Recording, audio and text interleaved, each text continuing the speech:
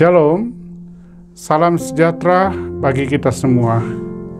2 tahun sudah kita menjalani proses kehidupan yang sulit, khususnya karena pandemi COVID-19. Sebuah musibah global bagi kemanusiaan-manusia atau Global Humanity Disaster di 215 negara di dunia. Dan tentunya ditambah dengan bencana alam lainnya yang terjadi di negara kita. Ya, benar memang harus diakui bahwa kondisi seperti ini sangat melelahkan secara fisik dan batin.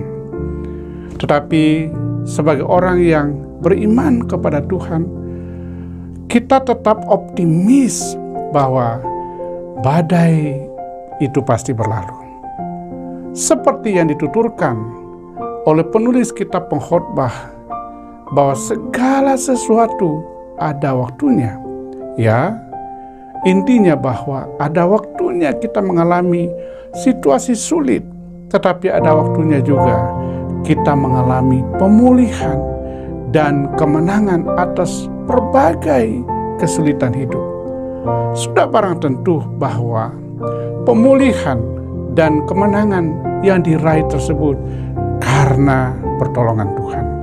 Nah, yang perlu dipahami bahwa melalui peristiwa pandemi COVID-19 dan berbagai bencana alam, maka sebenarnya kita pun memperoleh kesempatan belajar banyak hal tentang realitas kehidupan yang sesungguhnya. Antara lain, adanya kesadaran tentang keterbatasan diri dan atau ketidakberdayaan diri kita sebagai manusia di satu sisi, dan pada sisi lain keharusan bagi kita untuk mengandalkan Sang Hidup Tuhan yang kuasa dan kasih-Nya tidak terbatas. Dan kemudian pentingnya kita memperkuat saling ketergantungan antar kita sesama manusia tanpa sekat, apakah itu keyakinan, suku, status sosial, ekonomi. Dan kemudian selanjutnya kita perlu juga mengembangkan tanggung jawab, kepedulian terhadap alam sekitar dan lain sebagainya. Itulah antara lain kekayaan nilai-nilai kehidupan mulia dan bermakna tinggi yang dapat kita gali, temukan, dan kembangkan dalam keseluruhan atau keutuhan keseharian hidup kita kini dan ke depan.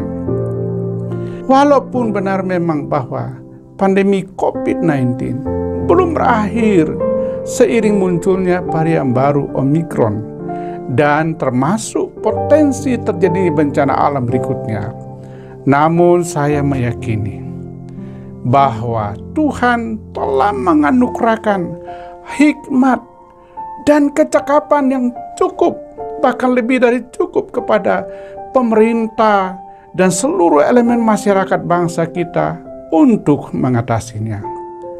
Sejujurnya bahwa itu adalah rahmat Tuhan bagi kita semua.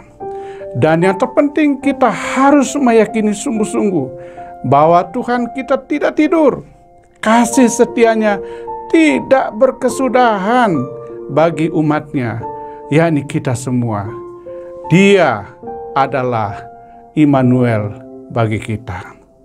Kemudian hal lain yang perlu kita sadari dan pahami, saudara-saudara, bahwa kebaikan Tuhan harus disambut dengan sebuah respon positif dan tanggung jawab utuh dari manusia, yakni kita semua. Sesungguhnya hidup ini dapat diibaratkan sebagai sebuah perjalanan, tetapi tidak cukup hanya dijalani. Harus diperjuangkan agar perjalanan hidup kita syarat makna, sehingga kehadiran kita pun senantiasa memberikan makna dan cahaya kehidupan yang bersumber dari Kristus kepada sesama dan dunia di sekitar kita dimanapun Tuhan menghadirkan.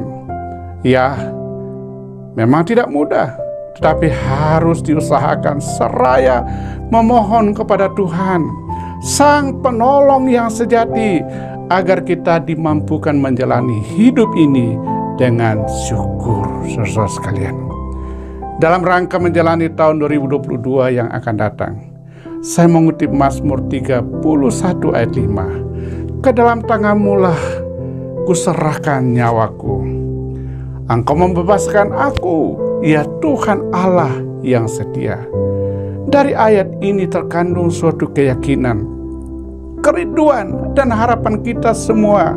Kiranya tangan Tuhan yang penuh kasih, kuasa, dan yang empunya hidup itu, Dialah yang senantiasa menuntun dan membimbing jalan hidup kita agar seirama dengan kehendak-Nya. Bahkan bukan hanya itu, tetapi Tuhan jugalah yang akan membawa kita pada kemenangan iman demi kemenangan iman atas berbagai pergumulan hidup.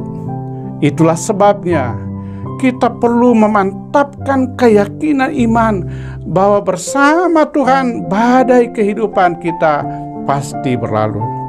Soal kapan waktunya itu berlalu, tentu saja tidak ada yang tahu secara persis, tetapi semoga lebih cepat.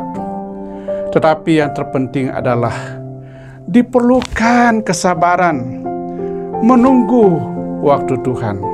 Yang jelas, Tuhan pasti menggenapi janjinya. Saudara-saudara, ngomong-ngomong nampaknya jemputan sudah datang. Karena itu permisi dulu ya. Selamat tinggal 2021 yang penuh kenangan, dan selamat datang tahun 2022 yang penuh harapan.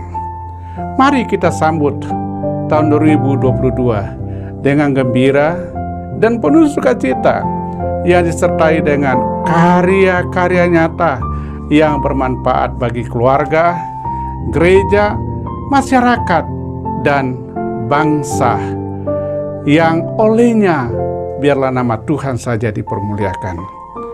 Mengakhiri refleksi singkat ini, maka izinkan saya atas nama pribadi dan keluarga, Gernaida istri saya, Robert dan Grace anak-anak saya, mengucapkan selamat Natal 25 Desember 2021 dan selamat Tahun Baru 1 Januari 2022 kepada semua keluarga dan sahabat dimanapun Anda berada.